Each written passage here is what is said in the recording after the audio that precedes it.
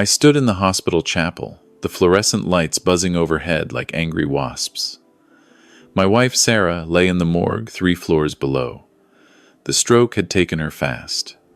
Too fast, doctor, Morrison had said earlier that morning. Those 2 words kept echoing in my mind while I tried to process the paperwork, the condolence calls, the impossible reality that I was now alone after 42 years of marriage. My son Michael sat beside me, his phone screen casting a blue glow on his face. He'd been texting someone since we arrived. I wanted to tell him to put it away, that his mother deserved his undivided attention even in death. But I was too tired to fight. At 64 years old, after 38 years as a detective with the Seattle Police Department, I thought I'd seen every kind of death. I was wrong. The chapel door opened, and Dr. Morrison entered. She was a neurologist, maybe 45, with sharp eyes that had seen me through Sarah's brief hospitalization. But something about her expression made my detective instincts flare. This wasn't a condolence visit. Mr. Patterson, could I speak with you? Privately? Her voice was steady, but I caught the tension underneath. Michael looked up from his phone. Anything you need to say, you can say in front of me. That was my mother.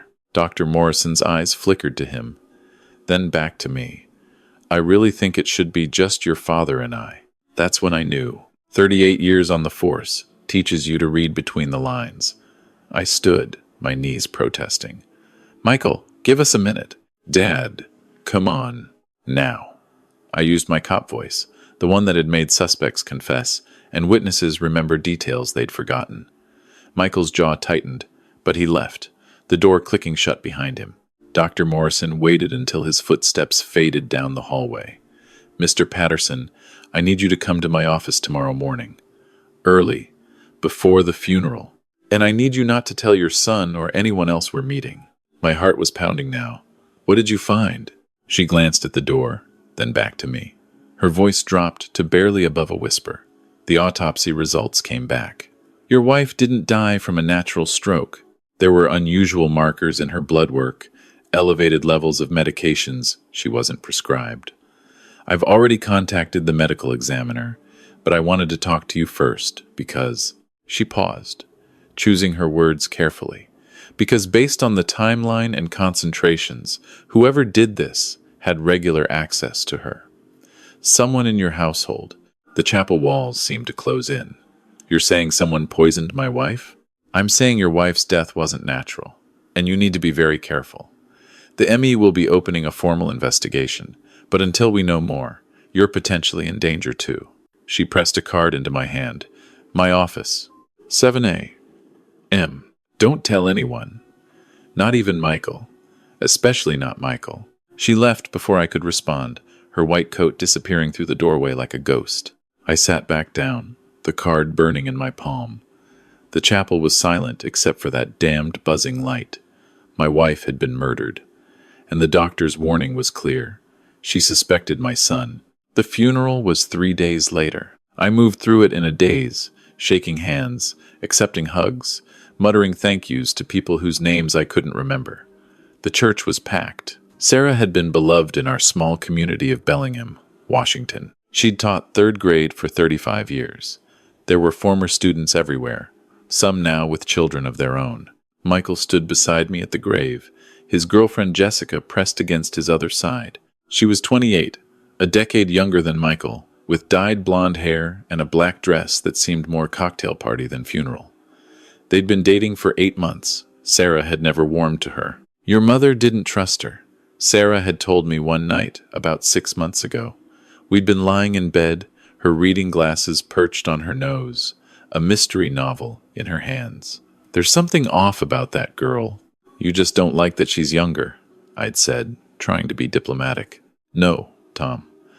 I don't like that she asks too many questions about our finances. I don't like how she looks at this house like she's already planning where to put her furniture. I don't like how she's always suggesting Michael should have power of attorney, should be on our accounts, just in case. Just in case what? I dismissed it then. Now, standing at my wife's grave, Dr. Morrison's words rang in my ears. Someone with regular access. After the service, as people filtered away, I noticed a woman standing by an oak tree about 50 feet from the grave. She wore dark sunglasses and a gray coat. She was watching us, or more specifically, watching Michael and Jessica. When I made eye contact, she turned and walked away quickly, disappearing behind the church. "Dad, we need to talk," Michael said, pulling my attention back. "About the house." "Not now, son." "Dad, it's been 3 days. We need to make decisions. Jessica and I have been thinking," I said, "not now." I walked away, toward my car, my hands shaking with something that felt like rage but might have been fear. The next morning at 7, I sat in Dr. Morrison's office. She closed the door and pulled down the blinds before sitting across from me. On her desk was a thick file folder. "I've been going over your wife's medical records from the past 6 months," she began. "Sarah came to see me twice. Once in July, once in September. She complained of dizziness, confusion, weakness in her left side. We ran tests both times. Nothing conclusive, but I noted possible thanks in advance, transient ischemic attacks, basically mini-strokes. I remember. You said it could be stress, her blood pressure." "Yes. But looking back now with the autopsy results, those symptoms weren't from TIAs. They were from gradual poisoning." She opened the folder, showing me lab reports covered in numbers I didn't understand. Someone was giving her increasing doses of blood pressure medication.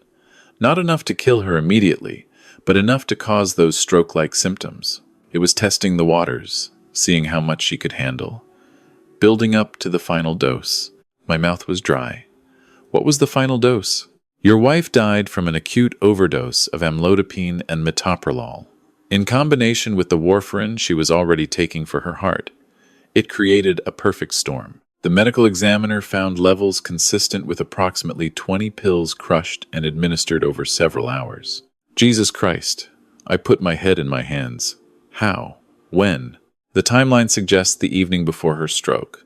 She would have ingested it with dinner or shortly after. Given the dissolution rate and absorption, probably in something she drank, the symptoms would have started within a few hours. Confusion, severe drop in blood pressure, weakness. By the time she collapsed the next morning and you called 911, the damage was catastrophic. I remembered that night. We'd had dinner at home, just the two of us. Michael and Jessica had stopped by around 8 o'clock, brought over some soup Jessica had made. "Sarah needs to keep her strength up," Jessica had said, all concern and sympathy. Sarah had been feeling unwell, had been having those dizzy spells. She'd eaten the soup to be polite. "The soup. I need to ask you some difficult questions," Dr. Morrison continued, "about your son and his girlfriend." For the next hour, I told her everything.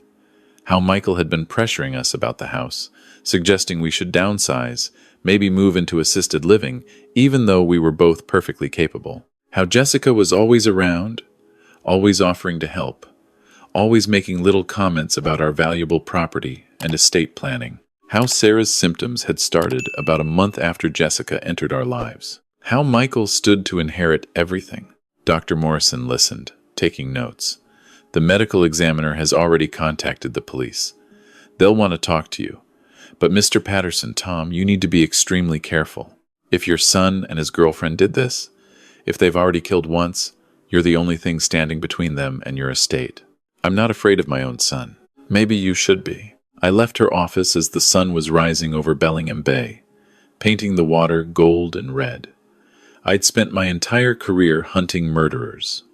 I'd never imagined I'd be hunting my own child. The police investigation moved slowly. Too slowly. Detective Sarah Chen, no relation to my wife, ironically, was assigned to the case. She was young, maybe 35, but sharp. I knew because I'd recommended her for detective when I retired 3 years ago. "Tom, I know this is impossible," she said when we met at the station, "but I need you to treat this like any other case. Can you do that?" "I don't know. The ME's report is clear. This was murder. Premeditated.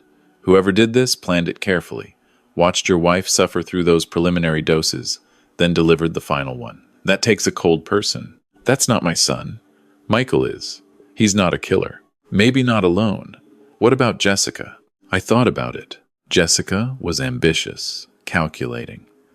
She'd worked as a pharmaceutical sales rep before taking time off to focus on her relationship with Michael. She would know about medications, about dosages, about what would and wouldn't be detected. "We need evidence," Chen said. "Right now we have suspicious death but no proof. No witnesses. No confession. Nothing linking anyone to the actual administration of the drugs." "What about the soup?" I told her about that night. About Jessica bringing food. "We'd need the container. Do you still have it?" I threw it out. Trash was collected 2 days before Sarah died. Chen sighed. "We'll get a warrant for their apartment, see what we can find. But Tom, this is going to take time. And meanwhile, you're staying in that house alone with these two as your prime suspects." "I don't like it. I can handle myself. You're 64 years old and grieving. You're not thinking like a cop right now. You're thinking like a father." She was right. But I couldn't just run away from my own home, from Sarah's memory. Over the next 2 weeks, I started my own investigation. I went through our finances, looking for motive. What I found chilled me to the bone. Michael was drowning in debt. Gambling debts, specifically. He'd lost his job at the tech company 6 months ago but hadn't told us. Jessica's taking time off was actually fired for falsifying sales records. Together, they were about $200,000 in the hole. And they'd been asking us for money, increasingly desperate requests that Sarah had refused. "They need to stand on their own feet," she'd said. "We didn't raise him to be dependent." But I'd been softening. I'd almost agreed to give Michael $50,000 a week before Sarah died. She'd stopped me. "You give them money now, they'll never stop asking," she'd said. "They need to fix their own mistakes." Had that been her death sentence? I found text messages on an old iPad Sarah had used, messages between her and Michael from the week before she died. Michael had asked to borrow money. Sarah had refused. His response was cold. "You're going to regret this." At the time, I'd thought it was just an angry son mouthing off. Now, those words looked like a threat. Detective Chen got the warrant. They searched Michael and Jessica's apartment. What they found was damning but not quite enough. A bottle of amlodipine prescribed to Jessica's grandmother, who died 2 years ago. Crushed pill residue in a mortar and pestle. But Jessica claimed the medication was old, that she'd forgotten to throw it out, that she used the mortar and pestle for cooking. "It's all circumstantial," Chen told me. "A good defense attorney will tear it apart." "What about the texts?" "Angry words aren't proof of murder. We need more." I decided to take matters into my own hands. I invited Michael and Jessica to dinner at the house. Sarah's house. Our house. The house they wanted. They came eagerly, Jessica carrying a bottle of wine and a sympathetic smile. "Dad, how are you holding up?" Michael asked, hugging me. He felt like my son, smelled like my son, but was he a killer? Over dinner, I'd ordered takeout. Didn't trust either of them near my kitchen. I watched them, studied them. Jessica kept looking around, mentally cataloging, probably planning how she'd redecorate. Michael was nervous, kept checking his phone. "So," I said, setting down my fork, "I've been thinking about your suggestion, about downsizing." Jessica's eyes lit up. "Really? Tom, that's so smart. This house is too big for you alone. And think of the equity. I need to ask you something first." I looked at my son. "Did you kill your mother?" The silence was deafening. Michael's face went white, then red. "What the hell, Dad?" "The police think she was murdered, poisoned. Someone who had access to her, someone who knew about medications." I kept my voice level, watching for reactions. Someone who needed money and knew Sarah stood in the way. Jessica stood up. "We're leaving. Sit down." I didn't raise my voice, but the command was clear. "You brought soup the night before." She collapsed. "What was in it?" "Vegetables. Chicken broth. Are you insane?" Jessica's performance was good. I'd give her that. Shock, outrage, wounded innocence. But Michael's reaction was different. He'd gone very still, his eyes locked on the table. "Dad," he said quietly, "I didn't. I wouldn't. Someone gave her 20 pills.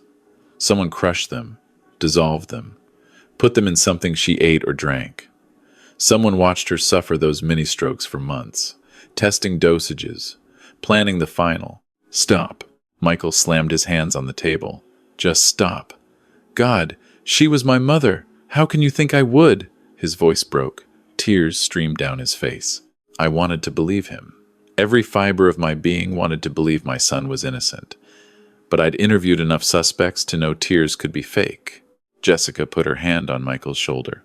Let's go, baby. Your father is clearly unwell. The grief has made him paranoid. The police will be arresting someone soon, I said. The evidence is mounting. Whoever did this, they should know that.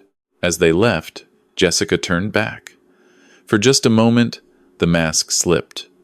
Her eyes were hard, calculating, cold. Then she smiled. Get some help, Tom. You're not well. The door closed behind them. I sat in the empty house, surrounded by Sarah's things, and wondered if I'd just confronted my wife's killer or falsely accused my grieving son. The break came a week later from an unexpected source. The woman I'd seen at the funeral finally came forward. Her name was Margaret Chen, actually Detective Chen's mother, which is how she knew to contact the police. She'd been Sarah's friend, a teacher at the same school. Sarah called me 2 days before she died, Margaret told us, in Chen's office. She was scared. She said Jessica had been asking questions about their life insurance, about Tom's pension, about what would happen to the house if something happened to both of them. Sarah had looked into it, found out Michael had tried to change the beneficiaries on her life insurance without telling her. The company called to verify, and that's when she found out. Did she confront him? Chen asked. Yes. The day before she died, she told me Michael denied it, blamed it on Jessica, said Jessica had filled out the forms without asking him. But Sarah didn't believe it. She was going to change her will, remove them both as beneficiaries. She had an appointment with her lawyer, scheduled for the day after. The day after she died. The timeline clicked into place.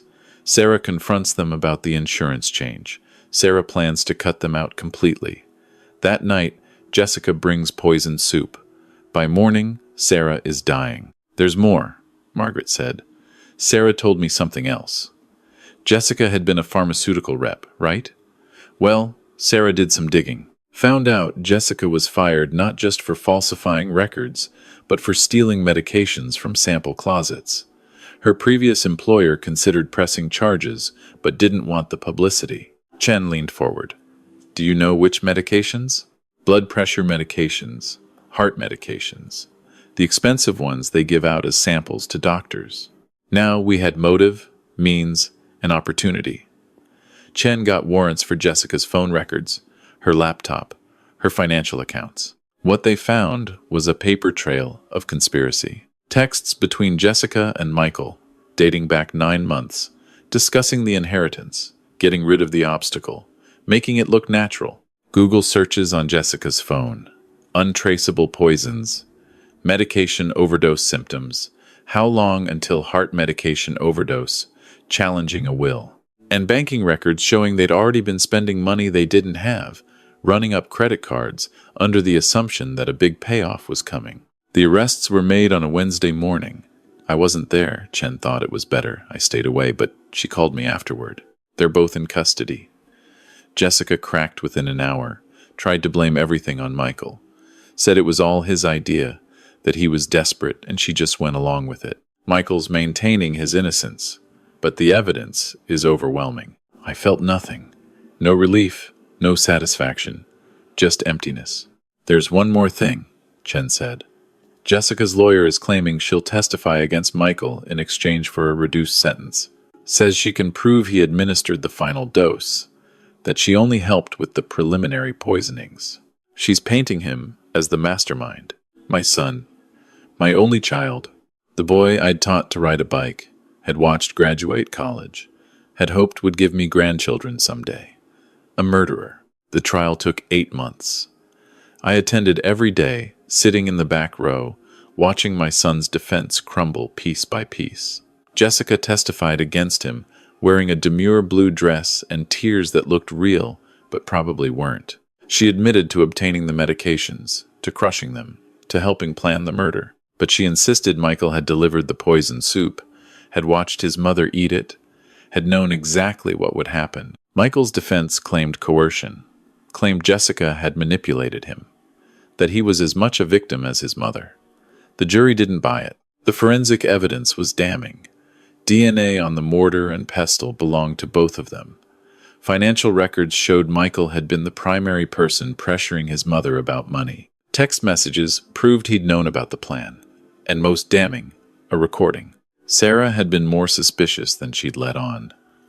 That last week, she'd started recording conversations on her phone. The night before she died, she'd recorded Michael and Jessica in the kitchen while she was supposedly resting upstairs. On that recording, you could hear them discussing the soup, how much medication to add, whether it would be enough. "This has to be it," Michael's voice said clearly. "We can't wait any longer. The lawyer appointment is tomorrow." "What if it doesn't work?" Jessica asked. "It'll work. Trust me. By this time tomorrow, we'll be set for life." Listening to that recording in court, hearing my son discuss murdering his mother with the casualness of planning a dinner party, something in me broke that I don't think will ever heal. The verdict came on a Friday. Guilty, both of them. First-degree murder with special circumstances. Murder for financial gain. Murder of a family member. In Washington state, that meant life in prison without possibility of parole. Michael showed no emotion when the verdict was read. He'd lost weight during the trial, looked older than his 38 years. When the bailiff led him away in handcuffs, he looked at me once. I couldn't read his expression. Regret? Defiance? Shame? I'll never know. Jessica sobbed dramatically, claiming it was all a mistake, that she'd been manipulated, that justice wasn't served. The judge wasn't moved, neither was I. After the sentencing, I stood outside the courthouse in the Seattle rain. Detective Chen found me there. "Are you okay?" she asked. "No. I'll never be okay again. For what it's worth, Tom, you did the right thing. You got justice for Sarah." "Did I? My wife is dead. My son is in prison for life. What kind of justice is that?" She didn't have an answer. There wasn't one. I visit Sarah's grave every Sunday. I talk to her, tell her about my week, apologize for not protecting her, for not seeing what was happening in our own home. I tell her about the foundation I started in her name, providing financial literacy education to young couples, because maybe if Michael and Jessica had understood money better, managed it better, they wouldn't have turned into murderers. I know that's probably not true. Some people are just broken, or maybe circumstance breaks them. I don't know anymore. Michael writes me letters from prison. I haven't opened them. They sit in a box in my closet, 37 letters over the past 2 years. Maybe someday I'll read them. Maybe I'll understand what turned my son into someone capable of poisoning his own mother for an inheritance. Jessica's letters I burn unopened. She's nothing to me. Dr. Morrison checked in on me for the first year after the trial. She's the one who suggested I talk about what happened, share Sarah's story as a warning to others. "Elder financial abuse is more common than people think," she told me. "And sometimes it escalates to murder. If Sarah's story can save even one person, make one family have the hard conversations about money and power of attorney and end-of-life planning, maybe her death won't have been completely meaningless.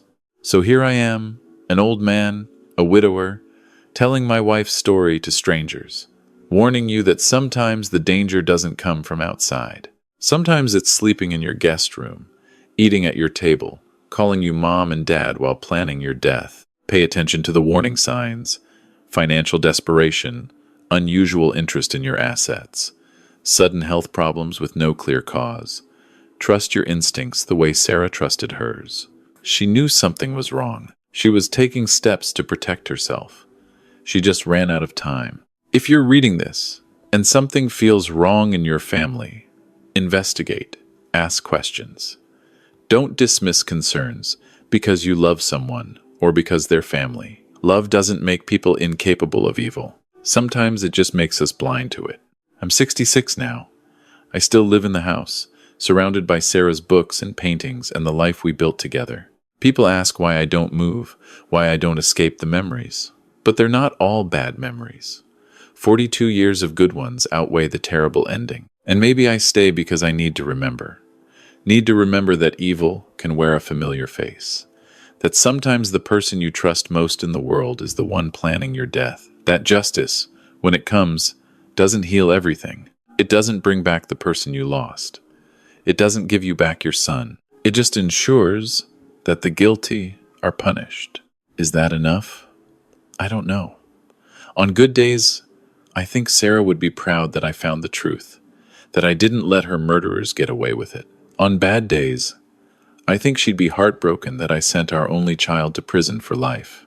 But she'd be dead either way. And that's the truth I live with every single day. The last time I saw Michael was at his sentencing.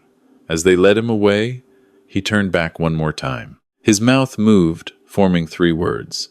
I'm not sure if they were, I'm sorry, Dad, or I love you, Dad, or something else entirely. The courtroom was too loud, too full of other people's pain and judgment. I like to think he said he was sorry, that somewhere in the man who killed his mother, there's still a piece of the boy who used to fall asleep on my shoulder during long car rides, who cried when his goldfish died, who hugged his mother every morning before school.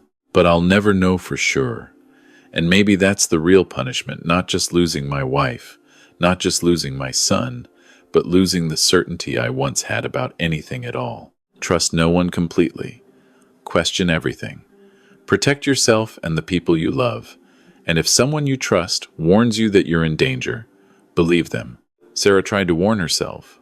She just didn't have enough time. I hope you do.